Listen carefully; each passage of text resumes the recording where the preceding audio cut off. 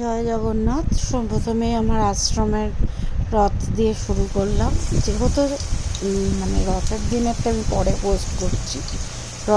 যেহেতু রথ, তাই জন্য আমাদের বাঙালিদের ম্যান্ডেটরি থাকে। তো আমার আইটেমে ছিল আলু ভাজা, পটল ভাজা, বেসনে গুলে একটু কোটিং করে, সাথে এবং এক অদ্বিতীয়, যেটা ছাড়া রথ চলে না, পাঁপড় ভাজা কাটেন, এবং খিচুড়ি। খিচুড়িটা আমি বানাইনি, যদিও সেটা বানিয়েছিল দিদি। আর ভাজাভুজির যে কাজটা, সেটা ছিল আমার। তো এক্ষেত্রে আমি জাস্ট ওই ভাজতে এসেছিলাম, আর ঘিটা একটু খিচুড়িতে দেবো সেটাই বলছিলাম আর কি। তো খিচুড়ি রেডি, আমার কাজ ছিল ভাজাভুজি করা। আলু তো ভাজতে দিয়েই দিয়েছিলাম। এবার বাকি ছিল পটল আর একটু আলুটাকে, কিছু আলু প্লেন ভেজেছিলাম, কিছু আলু ভেজেছিলাম ব্যাটারে, আর ছিল পাঁপড় ভাজা। বললাম যে আলু ভাজা, পাঁপড় ভাজা অভ্যর্থ। এবার এর সঙ্গে ছিল এই যে পটলগুলো একটু বেসনে ডুবিয়ে, কিছু আলু আর কিছু পটল ভেজেছিলাম, সেগুলো তখন ভাজা চলছিল, এটা যে দেখালাম। আর এরপরে আমার ভাজাটা সম্পূর্ণ হয়ে আসে যখন, ভাজতে তো একটু সময় লাগে, ডিমে আছে একটু ভাজছিলাম, কিছু হয়ে গেছিলো, কিছু বাকি ছিল, সেগুলো করে নিয়ে তারপরে ছিল যা কাজ, খাওয়া ডানাতের কাজ যেটা, সেইটা। তো এই যে ভাজছি, এগুলো আমার ভিডিও করেছিলাম আমি, যেহেতু আমি এক হাতে ভিডিও করি। তো আর আমি আগেও বলেছি, আবার বলছি, আজকে রাহুলের বাড়ি গেছে, নই ভিডিও করার, নতুন নতুন রাহুলের বাড়ি, ইচ্ছে হলে করি না, তো এই আর কি।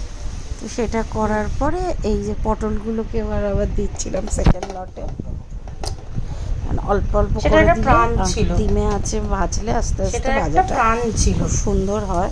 নিচে যে বসে আড্ডা হতো এমনি দিনে, ভিডিও করতে এক হাতে ভিডিও, এক হাতে ভাজাভুজি করছিলাম। জানি একটু হাই উঠে এলো। আর শোন, আফটার কোভিড প্রত্যেকের বাজার চাপে ছিল, যদি 2 নম্বরই ব্যবসা না থাকে।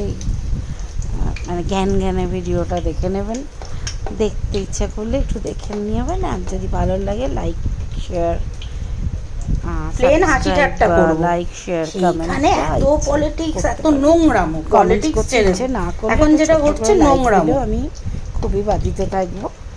ভালো লাগবে, অন্তত জানবো যে আমি যেটা করলাম সেটা মানুষজন দেখলো, খারাপ লাগলো নিশ্চয়ই বলবেন। কেননা শেখার কোনো শেষ নেই, মানুষের কাছ থেকে মানুষ শেখে, তো শেখার কোনো শেষ নেই। তো শিখতে আমি সবসময় চাই। তবে হ্যাঁ, যদি কেউ ভালোভাবে আমায় বুঝিয়ে বলে, নিশ্চয়ই শিখি, কিন্তু কটূক্তি বা রুক্ষভাবে যদি আমায় বোঝায়, আমি সেটা শিখতে নারাজ। কেননা আমি নরম কথা পছন্দ করি, গরম কথা আমার একদম পছন্দ নয়। তো এই ভাজাভুজি, আমি তো সেদিনকে এই কথাটাই বলেছি, খুব বাজে ভাষায় বলছি।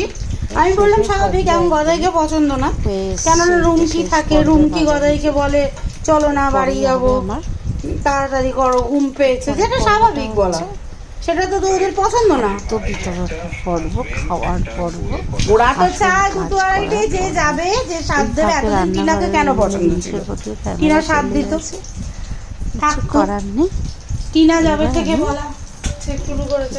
কমপ্লিট, এবার সাজিয়ে নিয়েছি প্লেটে, এবার খাবো।